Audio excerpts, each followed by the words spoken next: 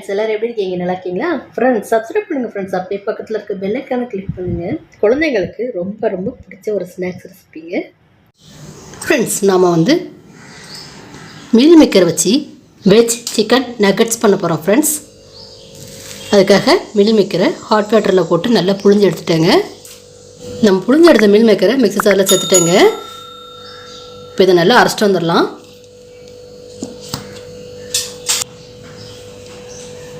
இப்போ பாருங்கள், மீல் மேக்கரை இந்த மாதிரி அரைச்சி எடுத்தாச்சுங்க. இப்போ அரைச்சி எடுத்த மீல் மேக்கரை வேறு ஒரு பவுலுக்கு மாற்றிக்கலாம் ஃப்ரெண்ட்ஸ். நம்ம அரைச்சி எடுத்த மீல் மேக்கரில் இப்போது கொஞ்சமாக இஞ்சி பூண்டு பேஸ்ட் சேர்த்துக்கலாங்க. ஒரு பச்சை மிளகாவை நல்லா சின்னதாக சாப் பண்ணியிருக்காங்க. இப்போ இதையும் உள்ள சேர்த்துக்கலாம்.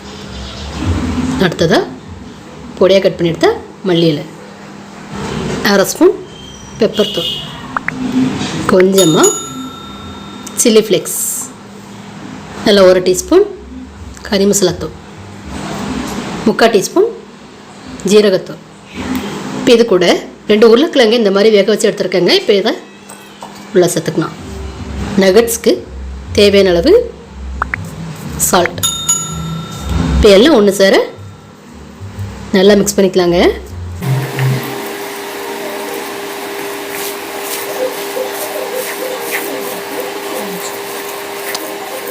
நம்ம சேர்த்துருந்த கிழங்கெல்லாம் நல்லா நசுக்கி கொடுத்துக்கோங்க. எந்தவித கட்டிகளும் இல்லாமல் நல்லா நசுக்கி எடுத்து எல்லாம் ஒன்று சேர நல்லா மிக்ஸ் பண்ணிக்கலாங்க.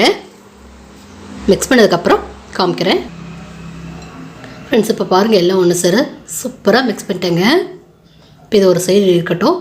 அடுத்ததாக ஒரு 3 ஸ்பூன் மைதா மாவு எடுத்து வச்சுருக்கேங்க. இதில் இப்போ கொஞ்சமாக சால்ட்டு சேர்த்துக்கலாம்.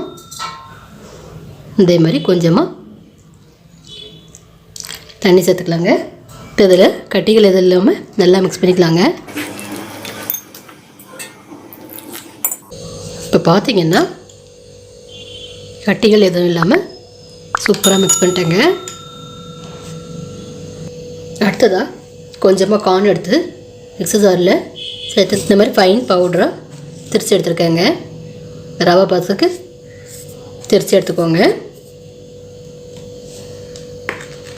இப்போ இதுவும் இருக்கட்டும், இதுவும் இருக்கட்டும், ஓகேவா? இப்போ நம்ம நகட் செய்யறதுக்கு மாவை உருட்டிக்கலாம். கொஞ்சமாக எடுத்துட்டு இந்த மாதிரி ஷேப் பிடிச்சிக்கோ.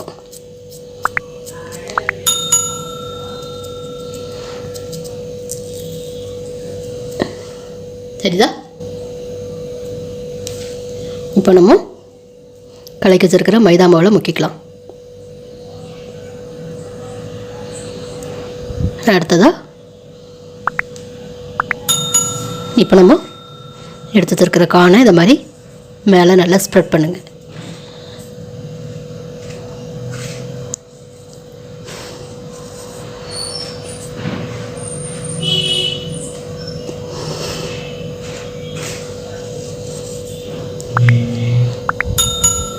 இப்போ அப்படியே எடுத்து வேறு பிளேட்டில் வச்சுட்டாங்க. இந்த மாதிரி எல்லா மாவையும் மிக்ஸ் பண்ணி மைதா மாவில் டிப் பண்ணி கார்னில் பிரட்டி எடுத்துக்கலாம். இந்த மாதிரி இருக்கிற எல்லா மாவுமே நகட் ஷேப்புக்கு பிடிச்சிட்டு மைதா மாவில் டிப் பண்ணிவிட்டு கார்னில் பிரட்டி எடுத்துக்கலாங்க. பிரட்டி எடுத்ததுக்கப்புறம் காமிக்கிறேன் ஃப்ரெண்ட்ஸ். இப்போ பாருங்கள், எல்லா நகட்ஸையும் கார்ன்ஃப்ளெக்ஸில் சூப்பராக முக்கி எடுத்துட்டேங்க.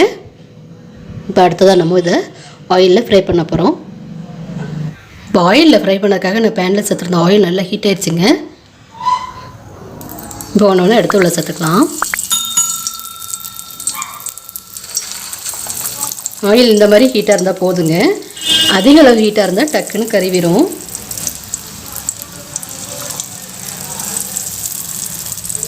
இப்போ நான் சேர்த்துருந்த ஆயிலுக்கு தக்குன்னு சேர்த்துருக்கேங்க. இப்போ இது நல்லா ஃப்ரை ஆகட்டும். இப்போ மெதுவாக திருப்பி கொடுத்துக்கலாம்.